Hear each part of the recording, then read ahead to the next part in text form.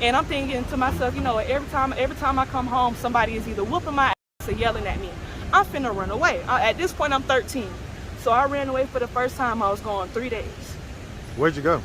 I was just roaming. Like, I didn't have no specific place. I had no friends. So, okay, so I mean, did anything happen to you during those 3 days?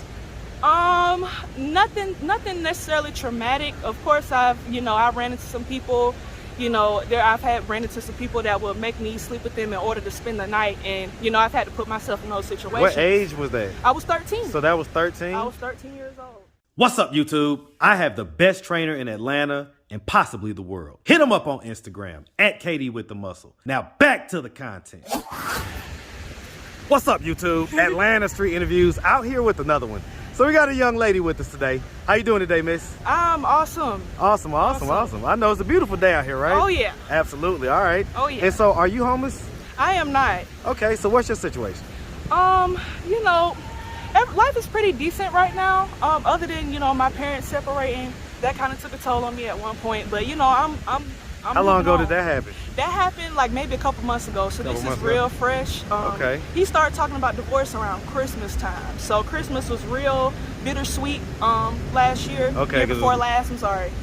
And you know, but I've learned to cope with it and accept the fact that, you know, some things just don't work out. Marriage don't work out. And I also had to remind myself that it's not my fault either. How old are you? I'm 20. 20? Okay, Yeah. Okay, and so like, what are you doing out here today?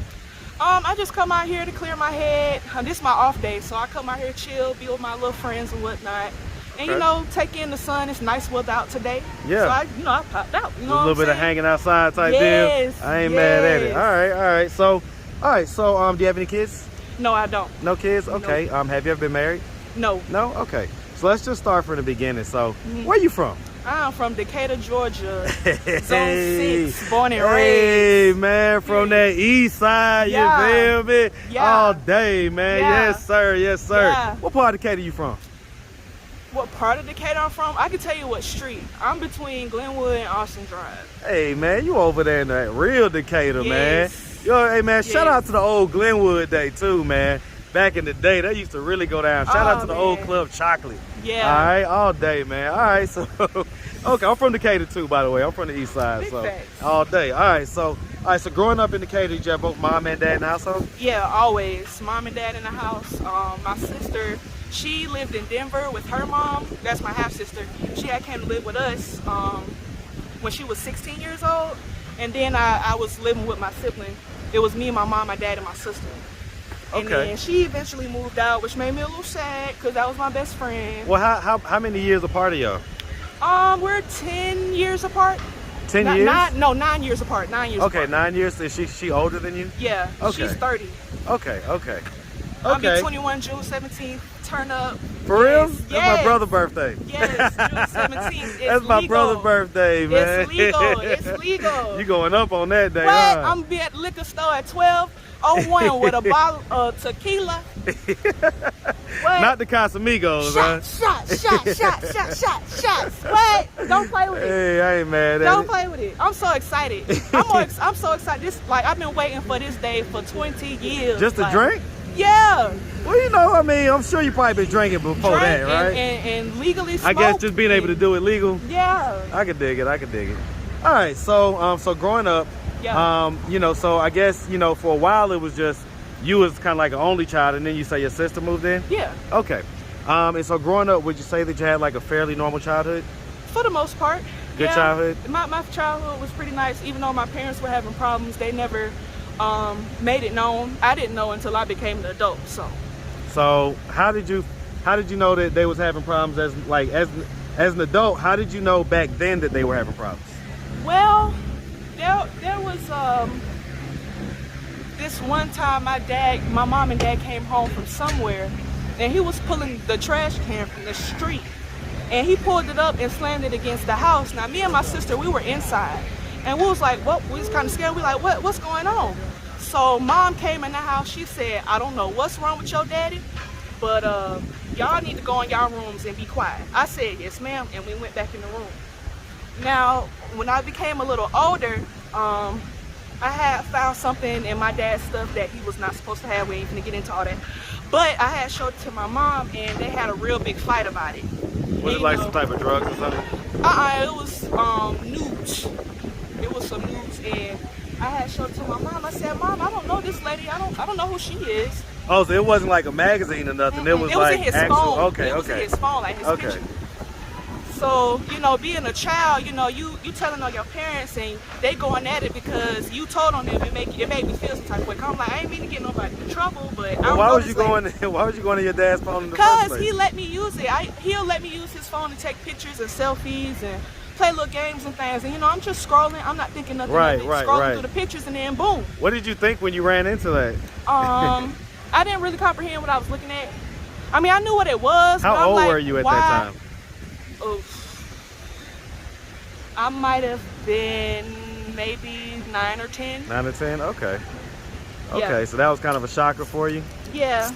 Okay, and so, I mean, growing up, like I say, would you say you had like a fairly normal childhood? Like, yeah, other than that, you know, my childhood was pretty good. Okay, so pretty much just like, you know, kind of bickering and arguing type stuff between the parents? Yeah, like I noticed some things with them, like especially when they would go through their phases where they wouldn't talk to each other. Or, you know, with me, what made me know that something was wrong was like their body language towards each other, how they would speak to each other. Like I used to see my mom and dad kiss and hug all the time, joke and play, and now all of a sudden they act like they can't stand each other.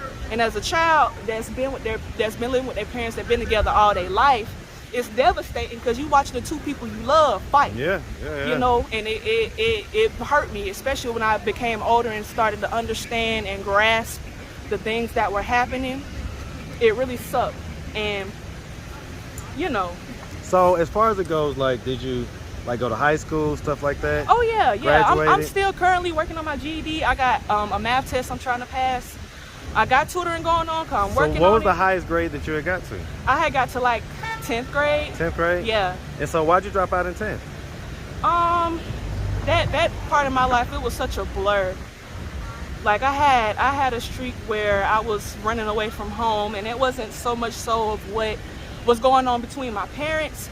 My mom's old friends, she had got her house foreclosed. And at one point she was staying with my grandma because my grandma was sick, and she was like, well, if you need a place to stay, you can stay with my mama and help her keep her well. Right. So she did that. And then after we had to put grandma in a nursing home because legal stuff, we had to put her in a nursing home, and then she ended up coming to live with us. Now everything was cool and dandy until mom left her in charge to watch me and discipline me and things.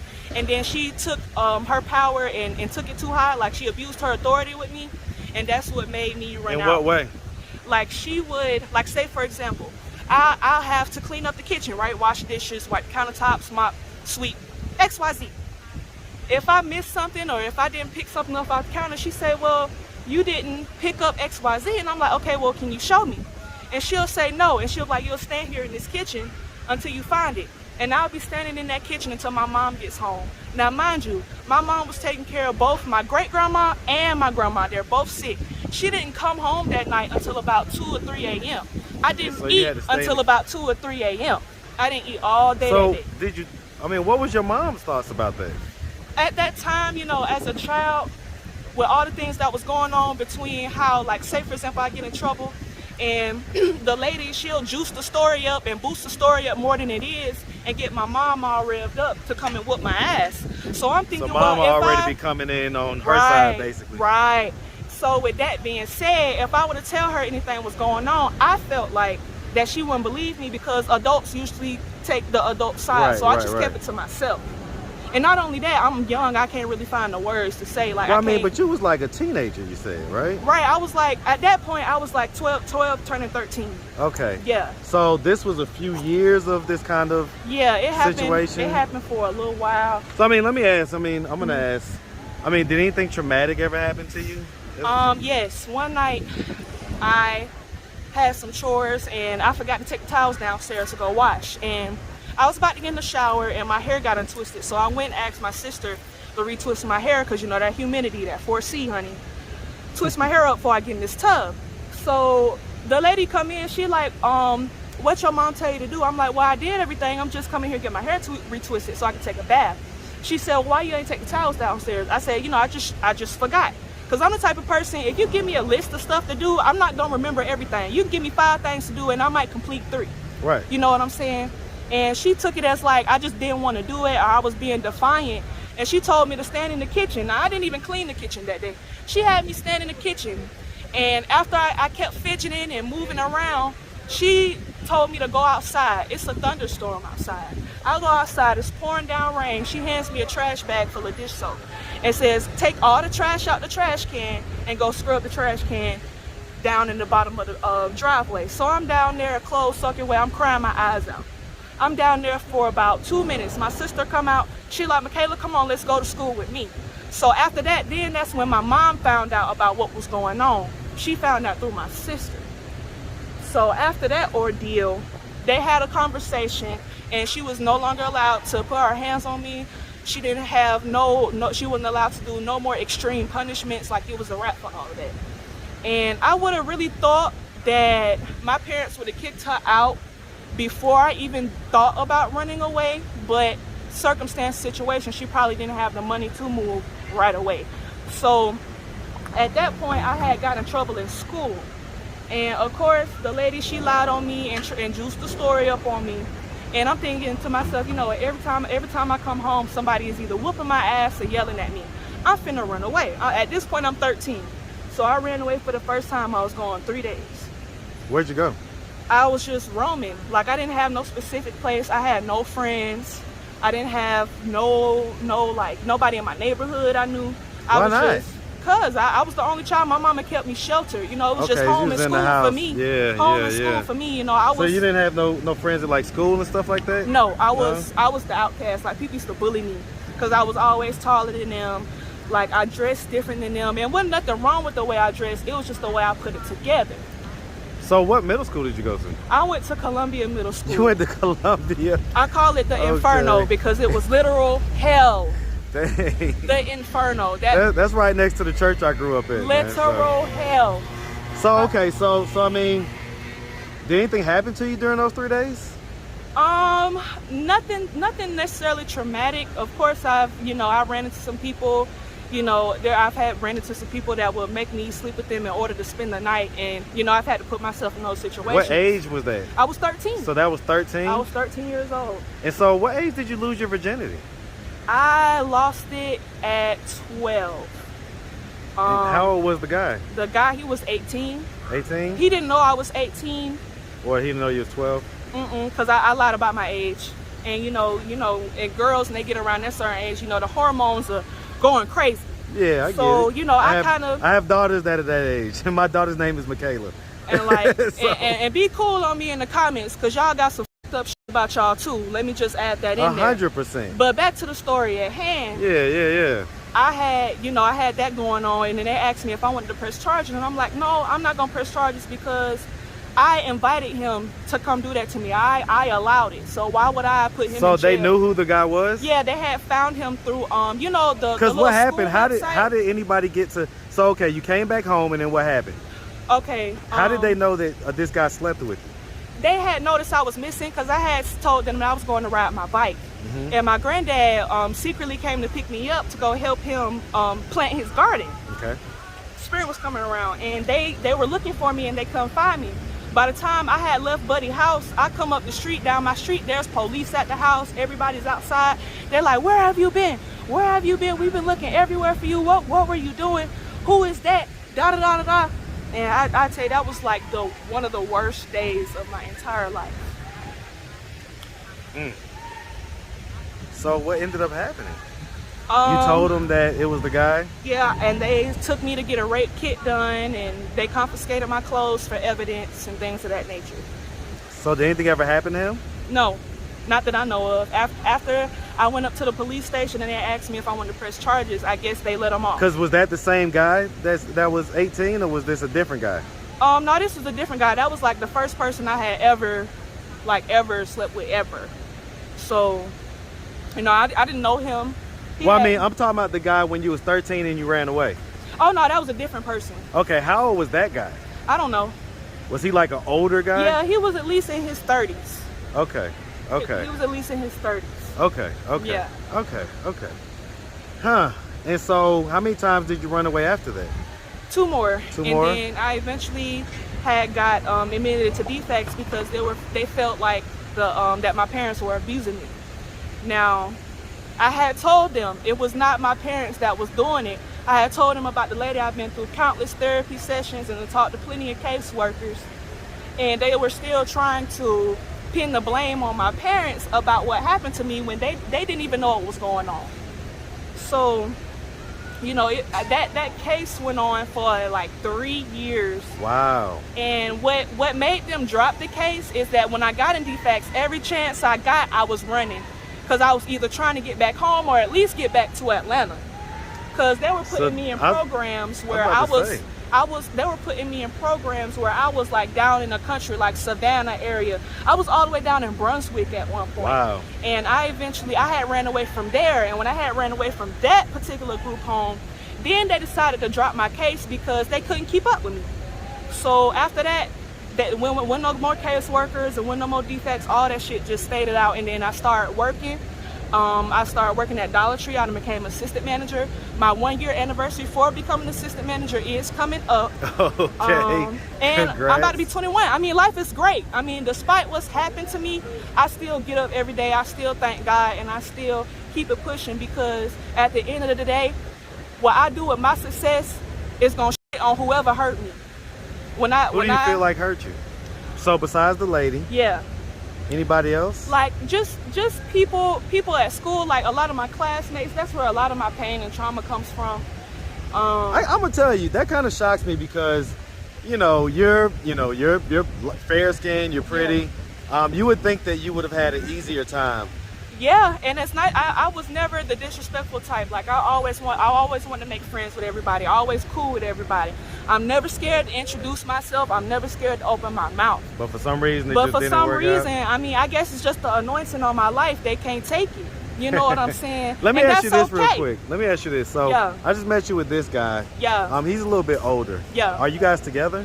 Oh no, that's my homeboy. Okay, that's just your friend. We just be chilling. We link up every now and then. Okay. Talk. Are you like in a relationship right now? No. Have you when's the last time have you ever been in a relationship? I have. I've had about 2 boyfriends. And since then I haven't dated anybody. Okay. Being in situations where you had ran away at times and things like that, did you ever have to trade sex for money? That came on a little later. I didn't start doing that until somebody told me about it. How did that come about? I had, with me, I didn't really go to nobody specific. I'll just talk to whoever stopped me. So this random guy, he was like, well, if you want to make some money, you're not old enough, you ain't got no ID, you can't apply nowhere, this is what we do. Because he was doing it with his girlfriend, so or whoever she was. Yeah. And they had just moved into an apartment or whatnot, so I'm guessing they trying to scrape up the rent money or whatever the hell. Right. So that's when that started, and thank God I'm free from that. How long did you do that? Only a couple months. It didn't last long. It takes a lot out of a person. I was about to say, how did it make you feel doing that type of stuff? Tired. I never slept. I never ate. What was the lowest amount that you ever took, and what was the highest amount you ever took? The lowest amount probably would have been like $40 or $50. The highest I've taken was like $300. $300? Yeah. And so, I mean, did you ever enjoy the sex when you was doing that, or was it like? Sometimes. Like when I be in the mood, yeah. But if I'm just doing it just to get from A to B, then no. Okay. Yeah. Okay. Or like if it's with somebody that I might have come across and they might have stuck around and I might like them a little bit, then yeah. If I like you, yeah. But nah. I could dig it. Yeah. Okay, so I mean, are you like still in? What do you talk to your parents often? Yeah, I have a great relationship with my parents. Me and my mom are very, very close. My dad, we are close as well, but I don't feel as closest to him as I used to. Why not? because of the way I've seen him treat my mom and the way I've seen him talk to her and the things that he's done to her, it just don't sit right with me. And I still love my daddy, don't get me wrong. I love my father, but I just know he be on bullshit and he be acting clueless, like ain't nobody supposed to catch on. Like when you confront dad about a situation, he'll turn around and act like either he didn't say nothing or he might not say nothing. He's gonna at gaslight all. you, basically. Right. Yeah, I get it. I mean, it just got annoying to me. And at one point, he had made me so angry, I had eventually snapped at him, and it was a real ugly ordeal. And after that conversation, you know, after I got it off my chest, I was explaining to him, you know, Dad, I wasn't trying to disrespect you or trying to yell at you, like trying to be on none of that. I was just angry. I was speaking out of anger, and I want you to understand that. It's not that I'm trying to be your mom or trying to tell you what to do. I'm just coming from a broken heart. I'm speaking from a broken heart. I mean, let me ask, so is there still anything in there that needs to come out? No, I pretty much laid it on thick that day. So you put it all on the table? Yeah, I just laid it on, and he was just so in shock because he felt like I didn't notice anything because I'm a kid, you know. No, like some kids just don't give a about what their parents are talking about or oblivious, you know, completely oblivious to it. Right. So, but yeah, no, oftentimes kids are much more aware than what we give them credit for. So facts. Yep. All right, well, listen, we really appreciate you, and we're definitely proud of, you know, you coming out of all these different situations. Yeah. And so if anybody out there wanted to reach out, help, or donate, do you have a way they can do that? Do you have social media, Cash App, anything like that? I do have Cash App. Okay, what's your Cash App? All caps, Michaela 96 or 97. Let me make sure. So it's so many Michaelas. How do you spell Michaela? I'm gonna spell it for y'all. Hold on. I need to make sure the number right. Right. Let's get it right. Yeah, I gotta make sure the number right. Okay, so it's spelled MCKAYLA 976. That's my Cash App. Okay, all right. Well, listen, like I say, we really appreciate you. Thank and we you. definitely wish you nothing but the best out here, all right? Yes, sir. All right, you make sure you have a good one, sweetie. Thank you. All right.